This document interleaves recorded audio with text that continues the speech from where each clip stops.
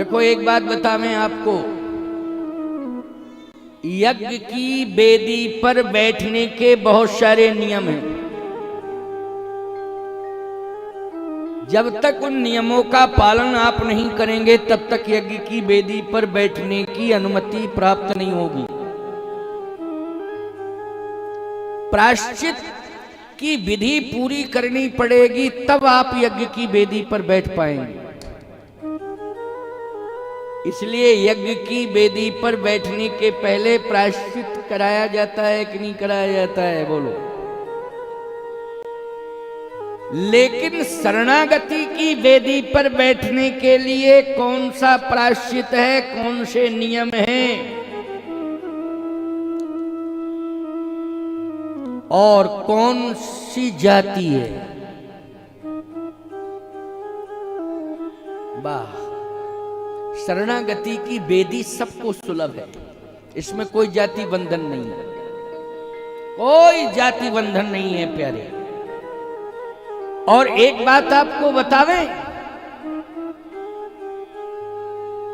चाहे जितने बड़े अपराध हो गए हों आपसे,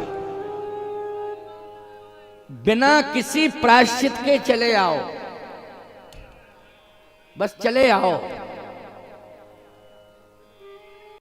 कोटि विप्रवध लागे गाहू, आए शरण तजय नहीं ताहू। आए शरण तजय नहीं ताहू, मेरे पास आ जाओ।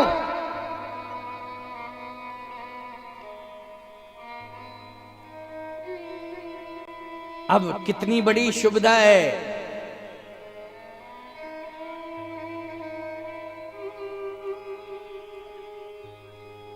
आने के बाद क्या होगा,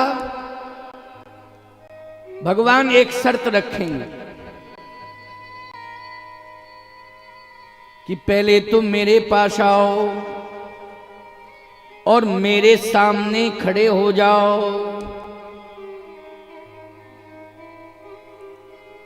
सन्मुख हो ये जीव मोहि जवहीं, सन्मुख हो ये जीव मोहि जवहीं। सन्मुख हो ये जीव मोहि जवहीं।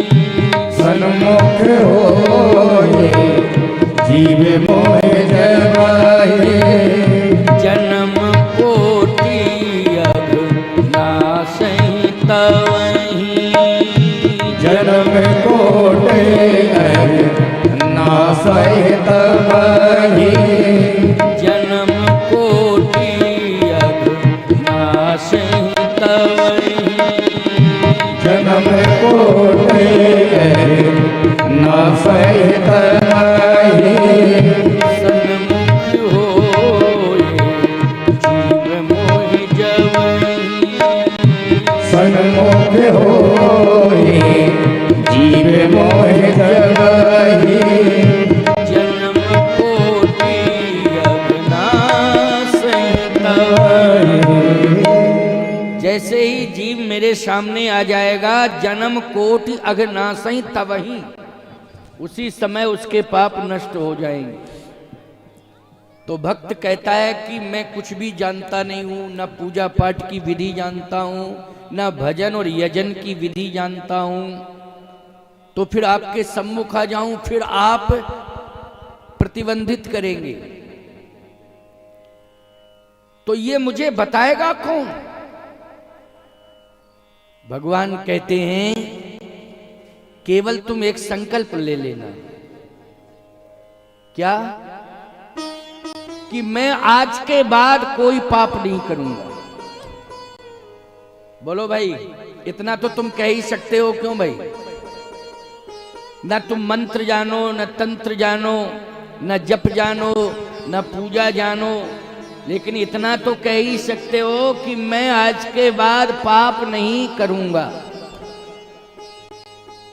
बस भगवान कहते हैं फिर मेरा काम है कि मैं कैसे तुम्हारा उद्धार करता हूं।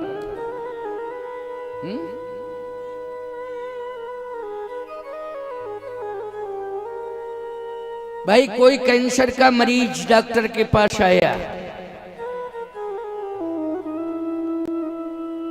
डॉक्टर ने कहा कि तुम्हें सिगरेट पीना बंद करना पड़ेगा।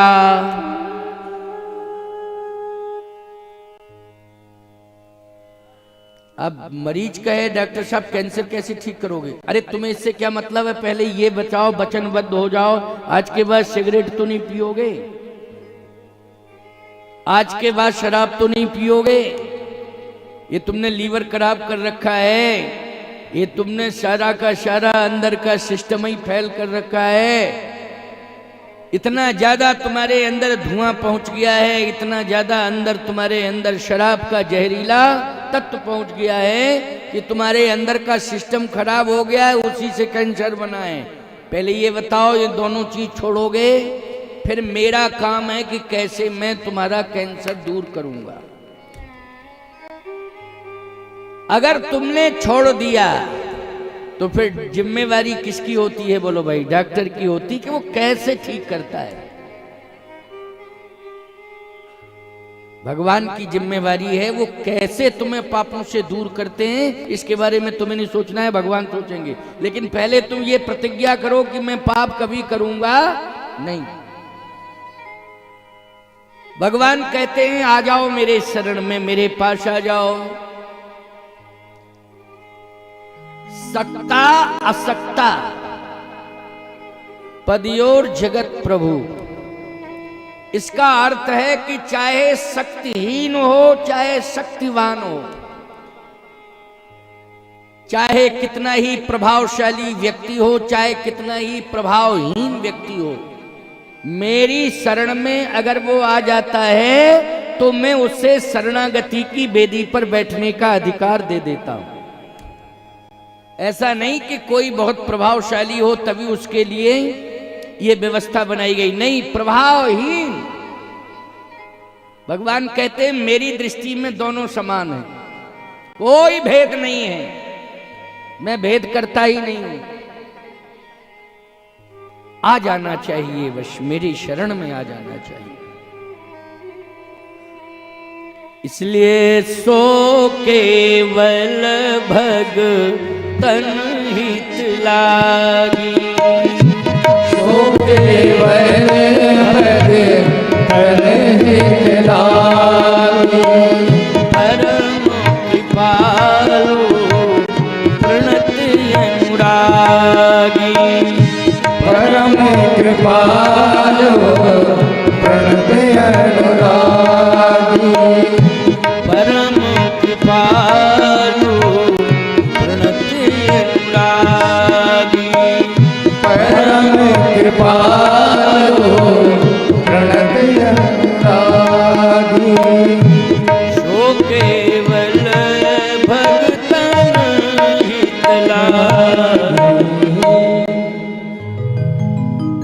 केवल भक्त बनकर के आवे, वो ज्ञानी बन के ना आवे। क्या बन के आवे? भक्त बन के आवे, ज्ञानी व्यानी बन के नहीं। ज्ञानी का मतलब जानते हो क्या होता है? ज्ञानी का मतलब होता है जानकार, और भक्त का मतलब होता है कि ना मैं जानू आरती वंदन ना पूजा की रीत, मैं कुछ नहीं जानता हूं। और ज्ञानी कहता है मैं सब कुछ जानता हूं। तो भगवान कहते हैं भक्त बन के आना। अच्छा एक बात और बता दें, ज्ञानी अपने को पूर्ण मानता है और भक्त अपने को अपूर्ण मानता है। तो यही टकराव है ज्ञानी में और भगवान में। क्या? भगवान भी पूर्ण और ज्ञानी भी पूर्ण, अब दोनों बराबरी के हो गए। क्यों भाई? दोनों ही आमने सामने। अब बोलो भाई द्वंद्व शुरू हो जाएगा कि नहीं हो जाएगा? नहीं नहीं, ज्ञानी भी हो तो भगवान के सामने आप भक्त बन के आ जाओ। मैं कुछ भी नहीं जानता हूं, चाहे जितना ज्ञान भरा हो, चाहे जितना ज्ञान का भंडार हो, क्या बन के आ जाओ? भक्त बन के आ जाओ। अच्छा एक बात बताओ, संसार में जितने जीव हैं उन समस्त जीवों के हित के लिए वो माता का रूप धारण करता है? जिम बालक राखें महतारी, माता बनता है। चाहे बेटा आईएएस क्यों ना हो जाए, लेकिन जब माँ के सामने पहुंचेगा तो बोलो भाई अपना ज्ञान बखानेगा वो, और माँ के सामने पहुंचेगा तो अधिकारी बन के पहुंचेगा कि पुत्र बन के पहुंचेगा? बोलो, पुत्र बन के पहुंचेगा। पुत्र बन के पहुंचेगा तो प्यार मिल जाएगा माँ का। वो अधिकारी बन करके पहुंचेगा तो याद रखना, माँ की दृष्टि में अंधकार आ जाएगा, वो पहचान नहीं पाएगी कि ये मेरा बेटा है। बोलो भाई, वो नहीं पहचान पाएगी कि ये मेरा बेटा है, क्योंकि अंधकार आ जाएगा, वो अधिकारी बन के गया है ना। और पुत्र बन के जाएगा तो माँ की आंखों का मोतियां बिंदी ही हट जाएगा कि मेरा बेटा आ गया है। भले ही वो वस्तु न देख पावे, लेकिन अपने बेटे को तो देख ही लेती है। इसलिए भगवान के सामने ज्ञानी विज्ञानी बन करके मत जाना, भक्त बन के जाना। भले ही तुम कितने ही बड़े ज्ञानी विज्ञानी हो, मैं खंडन नहीं कर रहा हूं ज्ञान का और विज्ञान का है। अच्छा एक बात बताओ, हनुमान जी महाराज तो ज्ञान के समुद्र हैं, लेकिन मां के सामने बोलो छोटा बन के जाते हैं कि नहीं?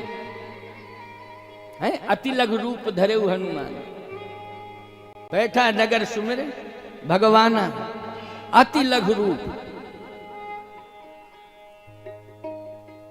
बहुत छोटे बन के गए। अशोक वाटिका में भी मां के सामने छोटे ही बन के गए। भगवान को प्रणाम करके जा रहे हैं, छोटा बन के जा रहे हैं। लंका में प्रवेश कर रहे हैं क्योंकि मां के पास जा रहे हैं। तो अति लघु रूप धरे हनुमाना, पैठा नगर सुमिर भगवाना, छोटे बन के गए।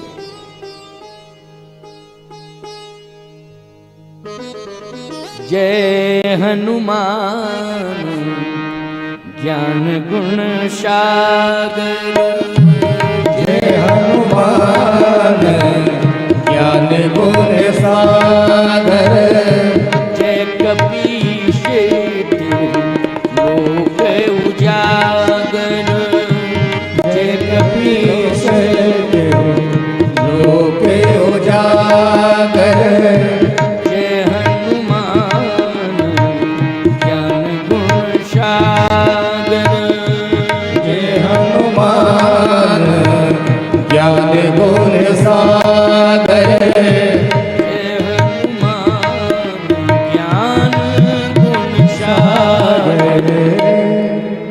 ज्ञान के समुद्र हैं, लेकिन जब पहली बार भगवान राम के सामने पहुंचे, एक उदाहरण दे रहा हूं, भक्त बन के गए हनुमान जी।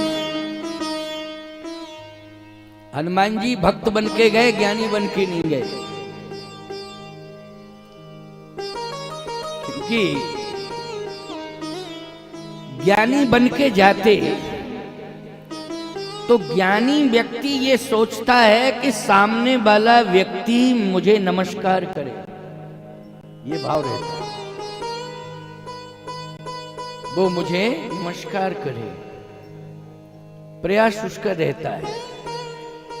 हाँ प्रयास रहता है। लेकिन हनुमान जी भले ही ब्राह्मण बन के गए, वेद हाथ में लेके गए हैं, पीतांबर धारण करके गए हैं, धरवट रूप देखते जाई, लेकिन माथ नाय पूछत अस भयो। भगवान के सामने जैसे पहुंचे तो सबसे पहले उन्होंने सिर झुका लिया। भगवान नहीं झुका पाए, सिर हनुमान जी पहले झुका लिए। इसका मतलब है कि वो ज्ञानी नामक गृहण्यम है, लेकिन भगवान के सामने बोलो भाई प्रणत होकर के गए हैं कि नहीं? प्रणत, परम कृपाल प्रणत अनुरागी, हाथ जोड़े, माथ नाय पूछत भयो। एक तो ये प्रमाण है, प्रसंग नहीं कह रहा हूं हनुमान जी का, लेकिन चूंकि भक्त के लक्षण बता रहा हूं और भगवान के सामने कैसे पहुंचना चाहिए भक्त को, तब भगवान प्रकट होते हैं, दर्शन देते हैं, स्वीकार करते हैं। क्योंकि आज भगवान को प्रकट होना है। चाहे चक्रवर्ती महाराज दशरथ हों, दशरथ जी महाराज भी ज्ञान के समुद्र हैं, लेकिन दशरथ जी महाराज को शरण में जाना पड़ा। किसकी शरण में जाना पड़ा? बोले ज्ञान को ताक में रख के भक्त बन करके गुरुदेव की शरण में जाना पड़ा। बोलो जाना पड़ा कि नहीं? यानी प्रणत होना पड़ा। प्रणत, जब तक प्रणत नहीं होगे तब तक जो है परमात्मा का दर्शन हो ही नहीं सकता। तो मैं प्रमाण दे रहा हूं, हनुमान जी महाराज ज्ञानियों में अग्रगण्य हैं और ज्ञान और विज्ञान दोनों के भंडार हैं। लेकिन भगवान के सामने जब जाते हैं तो प्रणत होकर के जाते हैं, भक्त बन के जाते हैं, ज्ञानी विज्ञानी बन के नहीं जाते। अब सुनिए परिचय क्या दे रहे हैं। भगवान ने कहा कौन हो तुम, परिचय दो अपना। हनुमान जी बोले एक मंद में मोह बश। अब बोलो भाई, मैं मंद बुद्धि वाला हूं। अब बोलो ज्ञानी बनकर के परिचय दे रहे हैं कि मंद बुद्धि वाला बता रहे हैं? बोलो जल्दी। एक में मंद मोहि बश, कुटिल हृदय अज्ञान।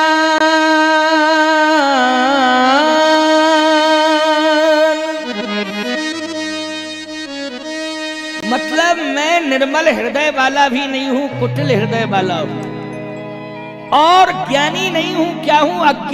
अज्ञानी हूं। बोलो भाई, हनुमान जी ये परिचय दे रहे हैं तो तुम तो साधारण हो, संसार के लोग, चाहे जितने बड़े ज्ञानी विज्ञानी हो जाओ, लेकिन भगवान को पाने के लिए प्रणत होना पड़ेगा और ज्ञान और विज्ञान से दूर होना पड़ेगा। भक्ति के धरातल पर खड़ा होना पड़ेगा और भगवान के चरणों में शरणापन्न होना पड़ेगा। तभी तुम्हें भगवान मिलेंगे, वरना कोई उपाय नहीं है दूसरा। चाहे जितने प्रयत्न कर लो, चाहे जितना प्रयत्न कर लो, ये सत्य है कि हनुमान जी ने अज्ञानी कहा।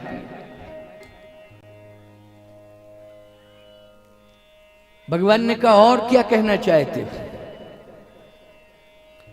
पुन प्रभु मोह बिसारऊ, दीन बंधु भगवान। आपने मुझे भुला दिया है, लेकिन मैं आपकी शरण में आया हूं। अब मुझे थोड़ी सी जगह दे दो बैठने के लिए। अच्छा, कहां बैठना चाहते हो? शरणागति की बेदी का अर्थ है भगवान के श्री चरणारविंद।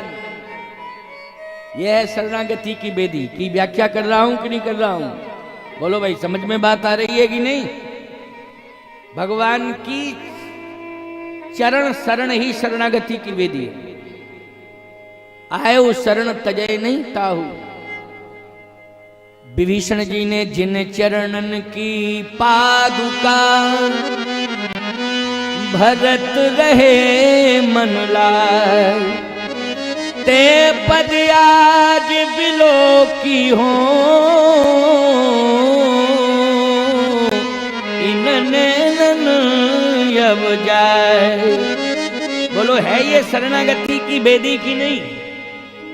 विभीषण जी कहते हैं कि आज मैं भगवान के श्री चरणार बिंदों में जाऊंगा और कहूंगा कि थोड़ी सी जगह मुझे दे दो बैठने के लिए। यह है शरणागति की बेदी।